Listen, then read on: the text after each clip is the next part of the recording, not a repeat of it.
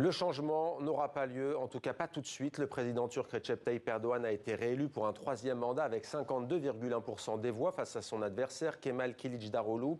Il a désormais toutes les cartes en main pour imposer son projet. Mais quel projet exactement? Avec nous pour analyser cette réélection, Marie Gégaud, bonsoir. Bonsoir. Soyez la bienvenue sur TV5 Merci. Monde. Vous êtes journaliste au Monde, le quotidien français, pour lequel vous avez été longtemps correspondante en Turquie. On va d'abord vous demander tout simplement une réaction. La dernière fois, vous avez parlé de machine à gagner. La machine à gagner a encore frappé. Oui, en effet. Et là, on retrouve un petit peu les mêmes résultats qu'au premier tour. Il y a à peu près 4% de différence entre les deux candidats. Donc, c'est pas tellement étonnant, finalement. Et quand on voit, en effet, les ressources étatiques auxquelles le président Erdogan a eu accès, évidemment, on est moins étonné. Notamment le temps de parole à la télévision publique turque pour Recep Tayyip Erdogan. En direct d'Istanbul, notre envoyé spécial Guillaume Villadier, on vous retrouve. Guillaume, dites-nous peut-être pour commencer, quelle est l'atmosphère, l'ambiance, si l'on peut dire, et le sentiment qui prédomine en Turquie après la victoire d'Erdogan?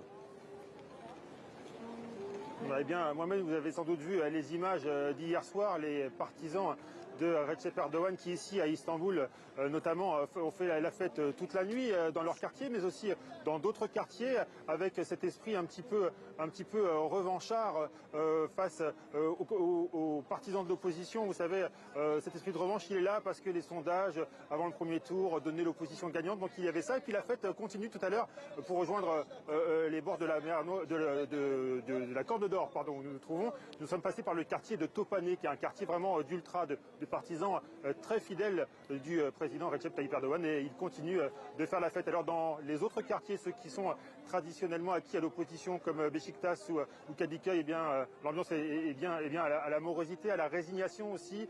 Il faut dire qu'on n'y croyait plus vraiment depuis le premier tour.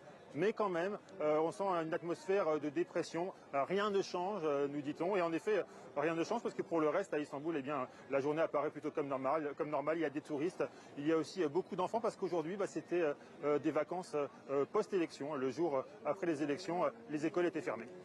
Et Guillaume, restez avec nous. On vous retrouve tout au long de cette page consacrée à la Turquie. Marie Gégaud, quand on voit ces images de liesse, on a le sentiment que c'est une première victoire. Ça veut dire quoi? Il s'est senti en danger, le président turc? Oui, je pense. On l'a vu d'ailleurs parce que le soir du premier tour, pour la première fois, il avait décidé qu'il n'irait pas à Ankara. D'habitude, il reçoit toujours les... Parce qu'il a une résidence officielle à Istanbul, donc il vote à Istanbul. Il devait aller à Ankara. Finalement, il a renoncé. Et quand il a vu, au soir du premier tour, que ça allait bien pour lui, à ce moment-là, il est allé à Ankara. Marie Gégaud, on a assisté à une campagne très dure, pour ne pas dire parfois violente, entre tous les candidats d'ailleurs. C'est ce qui a marqué ce scrutin? Probablement. D'ailleurs, vous savez, entre les deux tours, justement, je voyais des réactions d'internautes qui disaient à Kılıçdaroğlu, donc le rival de M. Erdogan, au lieu de faire un cœur, parce qu'il faisait toujours un cœur, et d'avoir un discours comme ça, réunificateur, tu ferais mieux de montrer le point, disait-il. Et donc, c'est ce qu'il a fait, lui aussi, entre les deux tours, où il a haussé le ton, notamment contre les réfugiés syriens. Et des tensions d'ailleurs jusqu'au bout, je parle sous votre contrôle, Guillaume, à Istanbul, le vote lui-même a été marqué par des violences. Ah oui, toute la journée hier, l'ambiance n'était pas du tout la même que celle du premier tour, marquée par des incidents qui ont été rapportés, documentés par les réseaux sociaux, des descentes de jeunes membres des jeunesses AKP, le parti de Recep Tayyip Erdogan, des descentes dans les bureaux de vote, avec des agressions envers les électeurs, envers aussi les observateurs des partis d'opposition qui étaient là pour surveiller les élections, des observateurs qui ont été parfois expulsés des bureaux de vote ou empêchés tout simplement d'y pénétrer, des observateurs qui ont aussi été arrêtés, par exemple dans la ville de Konya. Puis il y avait aussi ces chars qui étaient déployés dans certaines villes du sud-est, les villes à majorité kurde, des chars, des véhicules blindés qui étaient déployés dans les cours des bureaux de vote. Et puis il y a d'autres images aussi qui ont notamment pas mal fait parler à l'étranger, c'est ces images de Recep Tayyip Erdogan dans le bureau de vote d'Istanbul où il votait, qui distribuait des billets, qui distribuait de l'argent aux électeurs, des images qu'on avait vues déjà lors du premier tour. Ouais. Sous l'œil des caméras, Marie Gégaud, Guillaume nous le dit, on voit cette image de Recep Tayyip Erdogan qui distribue littéralement, physiquement de l'argent étonnant. Il le fait tout le temps. Il le fait quand il sort de la mosquée. Il l'a fait la dernière fois quand il est allé voter à son domicile d'Üsküdar à Istanbul. En sortant, il a donné des... Alors, il a une liasse de billets, puis voilà, il met des billets comme ça dans les mains des électeurs, des enfants. Là, c'était ses gardes du corps ont donné des jouets, mais lui donne souvent des billets aux enfants. Voilà, c'est vraiment... C'est intéressant, vous parliez de la mosquée. On a le sentiment presque que le droit coutumier, religieux, l'offrande l'emporte sur le droit étatique et la séparation. C'est tout à fait juste ce que vous dites, parce que, par exemple, vous voyez, au début de sa carrière, il en appelait souvent à la démocratie, et aujourd'hui, il en appelle à Dieu. C'est-à-dire que chaque deux phrases, il y a une référence à Dieu, merci à Dieu de m'avoir élu. Donc oui, en effet, c'est très marqué, cette appartenance Ça veut religieuse. dire qu'on se dirige vers une Turquie plus religieuse, plus nationaliste? Certainement. Plus nationaliste, ça fait aucun doute, parce qu'on l'a vu à travers les résultats du vote aux législatives. 25% des voix sont allées aux nationalistes de tous les bords, puisqu'il y a des nationalistes dans les deux camps. Mais plus religieuse, c'est sûr. C'est sûr parce que Erdogan aussi s'est adjoint a fait une alliance avec des partis islamistes un peu durs. Bon, ça lui a pas rapporté beaucoup de voix, mais quand même. Et donc, il va être obligé de leur donner des gages. Et justement, je crois qu'il y a 4 députés, Guillaume, qui ont fait leur entrée au Parlement. Un Parlement turc qui n'a jamais été aussi à droite, aussi nationaliste, pour ne pas dire à l'extrême droite, depuis 100 ans. Oui, et Marie-Gégo le disait, ces petits micro-partis islamo-nationalistes, finalement, ils pesaient pas si lourd sur l'échiquier politique avant les élections, et désormais, en s'alliant avec Recep Tayyip Erdogan, maintenant ils vont demander des contreparties, et parmi les contreparties qu'ils avaient négociées pour se rallier à l'alliance présidentielle, il y avait notamment le retrait de cette loi de prévention des violences faites aux femmes. Il y avait également aussi l'exigence de supprimer, de fermer toutes les associations LGBT. Voilà, reste à savoir maintenant si le président Erdogan va suivre ces requêtes. Justement, Guillaume vous pose la question, Marie-Gégo, il va s'appuyer sur ces partis, il leur est redevable? Oui, dans une certaine mesure, oui, même s'ils n'ont pas vraiment, ils auront ces partis, les deux partis islamistes là, qui sont ses alliés, dont un est proprement effrayant. Ils auront, je crois, 9 députés ou 10 députés, mais néanmoins, il va aller dans ce sens-là. Alors, on peut dire que ce projet, évidemment, islamisation, la Turquie ne va pas devenir l'Iran, parce qu'on peut souligner aujourd'hui que quand même, par exemple, le port du voile est libre. C'est-à-dire qu'il y a des femmes, vous voyez, des femmes dans la rue qui sont sans voile et d'autres qui ont un voile, et ça ne pose aucun problème. Ouais. Mais ça voudrait dire, par exemple, il pourrait essayer d'imposer la fin de l'éducation mixte, par exemple. Il pourrait aussi, on s'en rend compte déjà parce qu'il y a des messages du président Erdogan en ce sens, les femmes à la maison. Voilà, les femmes sont faites pour rester à la maison. Il pourrait criminaliser l'adultère. C'est-à-dire qu'on peut avoir plusieurs femmes, ça c'est maintenant un peu admis. Mais alors il faut passer par le mariage religieux, mais l'adultère, ah non, ça c'est pas admis. Donc voilà, toutes sortes de mesures comme ça. On peut dire en tout cas que les femmes, de même que les LGBT, les Kurdes probablement, et les femmes vont souffrir. On l'a vu hier, il y avait une image très très symbolique. Quand il est élu, donc il va à Ankara, le président Erdogan va à Ankara, et au balcon de son palais, il célèbre la victoire. Là, il y a une brochette comme ça d'une dizaine d'hommes, il lève les mains, et derrière, 3-4 pas derrière, il y a sa femme. Il y a Madame Erdogan, la première dame du pays, qui regarde tout ça, donc on la voit très en retrait, et elle part. Elle ne reste pas. Donc c'est un pays d'hommes, très peu de femmes élues à l'Assemblée, 121 femmes élues sur 600 députés, c'est pas beaucoup. Intéressant, c'est que c'est l'AKP, donc le parti présidentiel, qui a le plus de femmes, 50. Voilà, et surtout, ils ont mis en avant 2 femmes qui ont été élues pour l'AKP, donc qui sont les plus jeunes députés du Parlement, 25 et 27 ans. Et Guillaume, c'est un paradoxe que vient de nous dire Marie-Gégo. Enfin, en tout cas, quand on ne connaît pas comme vous la Turquie, plus de femmes au sein du parti, enfin de députés AKP que dans des formations progressistes.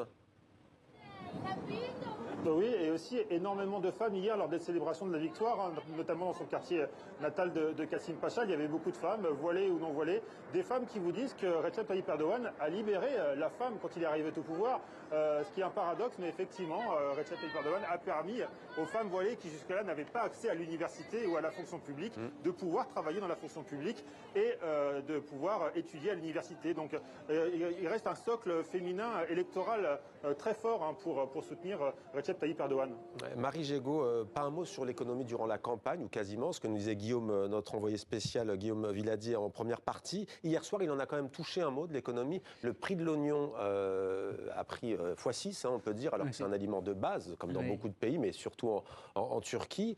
Comment expliquer que même touché au portefeuille, même avec une vaste inflation, les Turcs continuent à lui refaire confiance. Et est-ce que ça va être son grand chantier, l'économie, finalement? Et ça va être son grand chantier, ça va être son premier grand défi. Oui, et ça risque de venir assez vite, puisqu'on voit que la monnaie nationale s'est dépréciée tout de suite après l'élection, et ça, malheureusement, ça va pas s'arranger, parce que Erdogan va poursuivre sa politique monétaire non orthodoxe, qui consiste à baisser les taux d'intérêt pour, dit-il, lutter contre l'inflation, au moment où partout ailleurs dans le monde, les banques centrales augmentent les taux d'intérêt. Pourquoi fait-il cela si ça ne fonctionne pas? Il a deux choix, soit il favorise les exportateurs, soit il favorise la population. Donc là, il favorise les exportateurs, donc les exportations ça marche, mais la monnaie est dépréciée, les gens se précipitent sur le dollar, donc il y a tout un système de mesures qu'ils ont organisé pour éviter, disent-ils, la dollarisation de l'économie,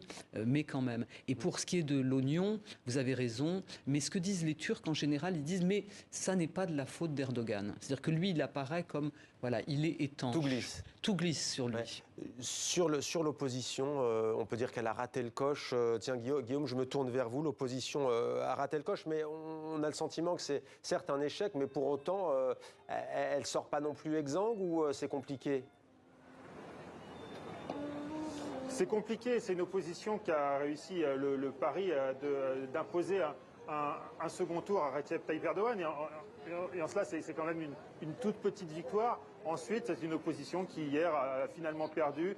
Une coalition très, très hétéroclite qui réunit aussi bien les sociodémocrates du CHP que les nationalistes du MHP, que les islamistes du parti Saadet. Leur seul point commun, vraiment, c'était la chute de Recep Tayyip Erdogan. Ils n'y sont pas parvenus. Est-ce qu'ils vont réussir à continuer à travailler ensemble? On ne sait pas pour le moment. Et Marie Gégaud, je vous lis ces quelques mots. Ne soyez pas triste, c'est ce qu'a dit le maire d'Istanbul, Ekrem İmamoğlu, qui fait partie de l'opposition. Il appelle aussi à ne pas désespérer. Tout dans le ne pas désespérer, on a envie de dire. En effet, oui. C'est un peu la spécialité du maire d'Istanbul. Il est toujours là pour remonter le moral. Il fait toujours. Là, mais en effet, c'est dur parce qu'on voit bien quand c'est sûr, les électeurs, si les électeurs sont allés vers Erdogan, c'est parce qu'ils n'ont pas jugé le projet de l'opposition en effet disparate. Ils ne l'ont pas jugé crédible. Toutefois, on peut dire que quand même 47,8 pour Kılıçdaroğlu, c'est pas si mal. Les résultats étaient finalement serrés et il a fait de bons scores dans les villes. C'est intéressant d'ailleurs comment on voit le découpage géographique, c'est-à-dire qu'Erdogan, les électeurs pro Erdogan, ils sont dans l'Anatolie profonde, la mer Noire, et puis les électeurs de Kılıçdaroğlu, c'est plutôt les villes, la mer Égée et les régions kurdes qui ont quand même massivement voté pour lui. Et juste un petit mot, alors en quelques secondes, parce qu'on va terminer avec Guillaume Villadier à Istanbul, on a presque le sentiment, je vais peut-être pas exagérer, un soulagement, mais les félicitations, elles viennent vite. Là, il y a quelques minutes, le chancelier allemand, Olaf Scholz, qui invite à Berlin Recep Tayyip Erdogan, presque rassuré dans le contexte de guerre en Ukraine que l'on connaît, que ce soit lui qui repasse. Oui, je ne sais pas si... probablement les Occidentaux auraient préféré avoir un interlocuteur un peu moins disruptif, hein. Mais les résultats sont là. Je pense que cette rapidité dans la réaction, ça montre à quel point l'élection en Turquie était très très suivie, parce que quand même la Turquie est un pays pivot, et un pays très important, non seulement parce qu'il est membre de l'OTAN, mais vous l'avez dit, ils ont par exemple joué un rôle de médiateur pour sortir le grain d'Ukraine. Donc il y a plein d'aspects pour lesquels... Et puis on attend l'entrée de la Suède dans l'OTAN. La Suède dans l'OTAN. Guillaume, un dernier mot. Erdogan félicité, je disais, par l'Allemagne, mais pas seulement, hein.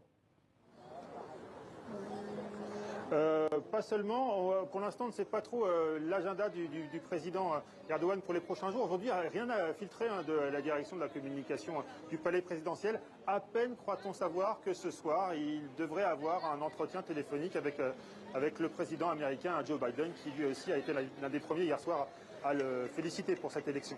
Guillaume Villadier, merci beaucoup pour toutes ces précisions en direct d'Istanbul. Merci également à Camille Ballan qui est avec vous à la caméra. Et merci Marie Gégaud pour votre éclairage toujours aussi pertinent. Merci à vous.